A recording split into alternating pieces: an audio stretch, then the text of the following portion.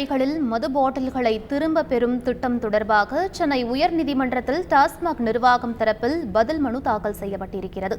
இது பற்றிய கூடுதல் விவரங்களை எமது செய்தியாளர் சுரேஷிடம் கேட்டு பெறலாம். வணக்கம் சுரேஷ், இந்த வழக்கின் பின்னணி என்ன? முழு விவரங்களை பதிவு பண்ணுங்க. வணக்கம்.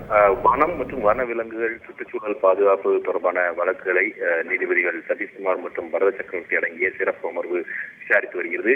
இந்த அமர்வில் குறிப்பிட்ட இந்த மலைப்பகுதிகளில் ஏற்படக்கூடிய பாதிப்புகள் தொடர்பான வழக்குகளை விசாரித்த இந்த அமர்வு ஊட்டி, கொடைக்கானல் போன்ற மலைவாச ஸ்தலங்களில் டாஸ்மாக் கடைகளில் மது பாட்டில்களை திரும்ப பெறக்கூடிய திட்டம், அதாவது அதனுடைய விலை மீது மேலும் ஒரு 10 ரூபாய் அதிகமாக வைத்து விற்பனை செய்துவிட்டு பாட்டில்களை திரும்ப தரக்கூடிய வாடிக்கையாளருக்கு 10 ரூபாயை திருப்பி கொடுக்கக்கூடிய அந்த திட்டமானது அமல்படுத்தப்பட்டு வருகிறது. இது ஊட்டி, கொடைக்கானல் போன்ற மலைப்பகுதிகளில் ஆரம்பிக்கப்பட்டு தற்போது 12 மாவட்டங்களில் இந்த திட்டமானது அமல்படுத்தப்பட்டு வருகிறது.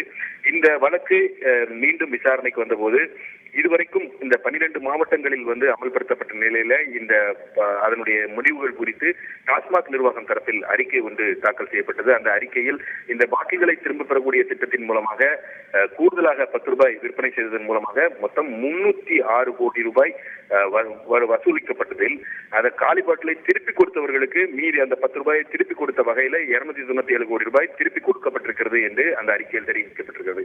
இதன் மூலமாக மீதமுள்ள 9 கோடி ரூபாய் தனி கணக்கில் வரவு வைக்கப்பட்டுள்ளது என்று அந்த அறிக்கையில் தெரிவிக்கப்பட்டுள்ளது. அதே போல கடந்த ஜனவரி மாதம் முதல் திருவாரூர் உள்ளிட்ட 5 மாவட்டங்களில் இந்த திட்டம் செயல்படுத்தப்பட்டு வருகிறது. அதன் மூலமாக 2 கோடி ரூபாய் அந்த பணமானது தனி கணக்கில் வைக்கப்பட்டிருக்கிறது. இதன் மூலமாக மொத்தம் 12 கோடி 62 லட்சம் ரூபாய் இந்த தொகை தனி கணக்கில் வைக்கப்பட்டிருப்பதாக அந்த அறிக்கையில் தெரிவிக்கப்பட்டிருந்தது. இந்த அறிக்கையை படித்து பார்த்த நீதிபதிகள் அந்த 12 கோடி 62 லட்சம் ரூபாய் தொடர்பான அந்த விவரங்கள் தெளிவாக இல்லை என்று சுட்டிக்காட்டி அது தொடர்பாக விரிவான தெளிவான புதிய அறிக்கையை தாக்கல் செய்ய வேண்டும் என்று டாஸ்மாக் நிர்வாகத்திற்கு உத்தரவிட்டு வழக்கின் விசாரணையை ஜூன் 7ஆம் தேதிக்கு தள்ளி வைத்திருக்கிறார்கள். விவரங்களுக்கு நன்றி சுரேஷ். செய்திகளை உடனுக்குடன் தெரிந்து கொள்ள உடனே சப்ஸ்கிரைப் பண்ணுங்க.